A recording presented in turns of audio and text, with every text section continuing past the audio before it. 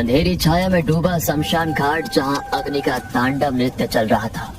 जटाओं में फूलों की माला और राख से सना हुआ शरीर के साथ हवन करने वाले उस अघोरी के सामने विकास आंखें बंद करके किसी का आवाहन कर रहा था, मानो किसी अज्ञात शक्ति को पुकार रहा हो।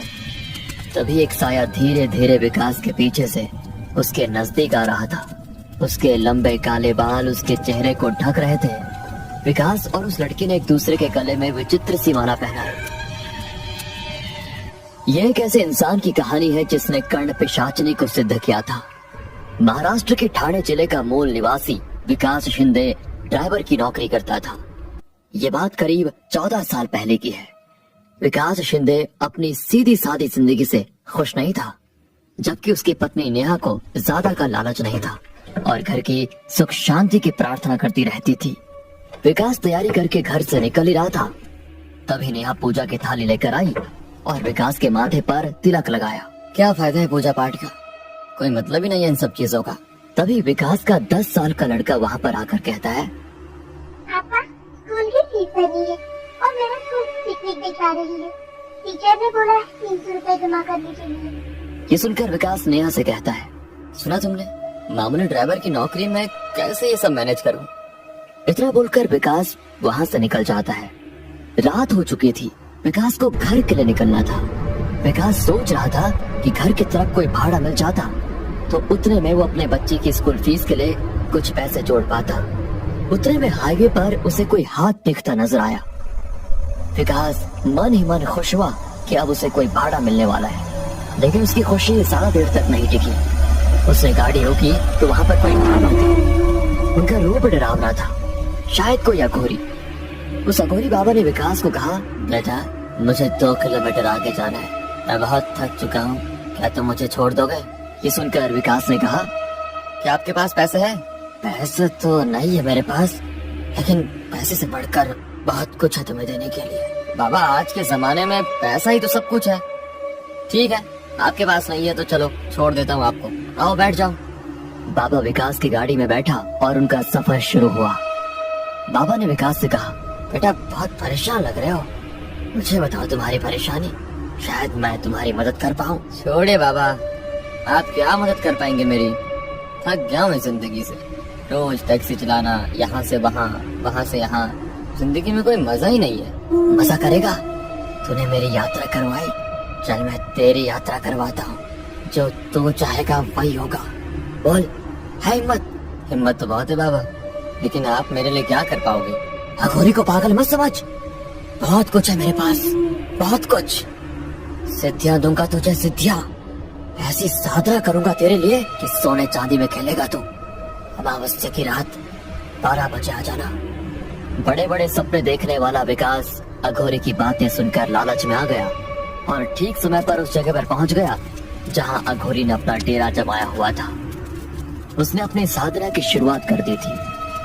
विकास को देखकर अघोरी ने कहा, आ गया बच्चा, अब जैसा मैं कहता हूँ तो वैसा कर। आज मैं साधना करूंगा कर्ण पिशाचनी की, वो यहाँ आएगी और तेरी होकर रहेगी।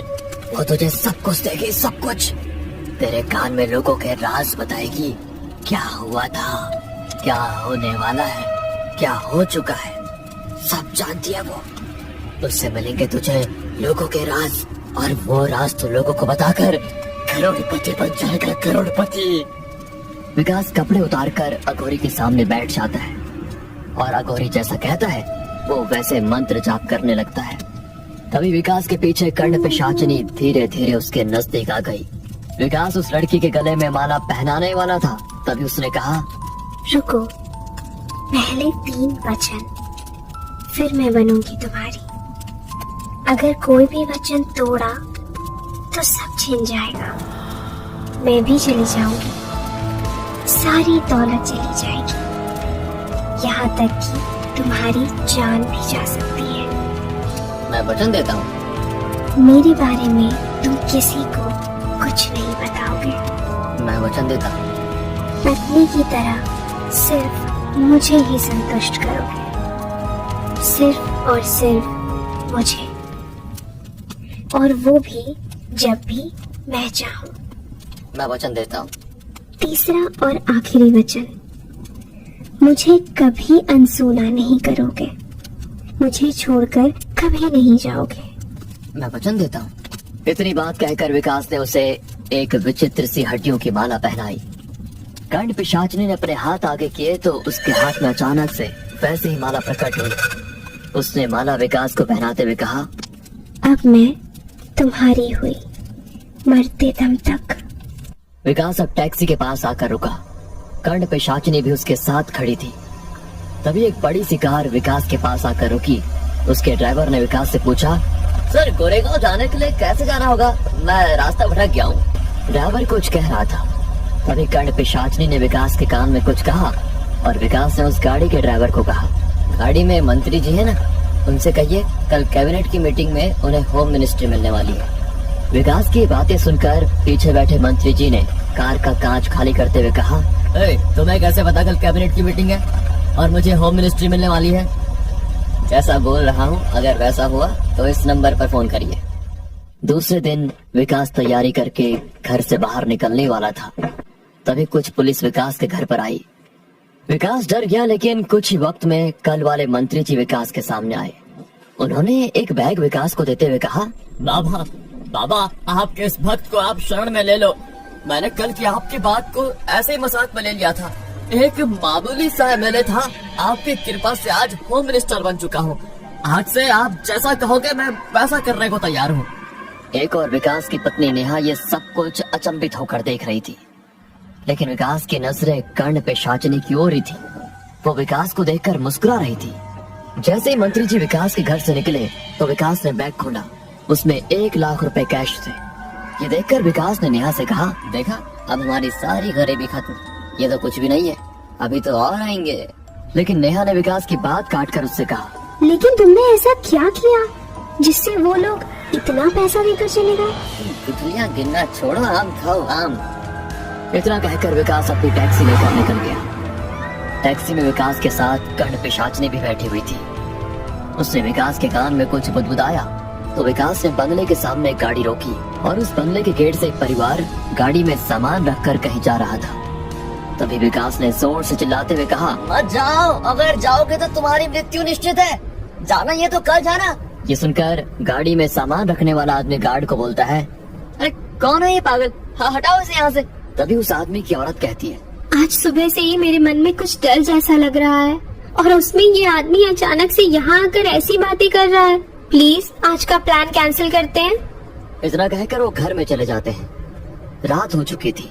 विकास घर आया। उसने नेहा से कहा, खाना परोसो। नेहा और विकास खाना खा रहे थे। तभी कर्ण पिशाचनी ने विकास के कान में कुछ कहा और विकास खाने की थाली वैसे छोड़कर घर के बाहर निकल गया और थोड़ी देर से फिर से घर आया तो उसके हाथ में दारू की बोतल और कुछ खाने का सामान था। उसने लाया हुआ सामान खोला तो उसमें चिकन था। मुर्गी की बड़ी बड़ी लेग पीस खाते हुए वो दारू पीने लगा।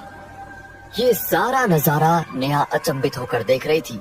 नेहा ने विकास से कहा, आपने दारू पीना कब से शुरू किया और इस तरह से खा रहे हो जैसे कोई जानवर खाता है? उसकी बात सुनकर विकास उठा। उसने नेहा को जोर से थप्पड़ मारा और कहा, तू मुझे किसी चीज के लिए नहीं रोकेगी और रोका तो तेरा यही हाल करूंगा मैं। एक और बात, आज से तो दूसरे कमरे में सोएगी। दीवार के पास पड़ी नेहा ये सब कुछ देखकर रोने लग जाती है। सुबह हो गई थी। कल विकास ने बंगले के सामने जाकर जिनको चेतावनी दी थी उसकी पत्नी, अजय सुनते हो, जल्दी से आओ, ये न्यूज देखो। दोनों सोफे पर बैठकर न्यूज देख रहे होते हैं।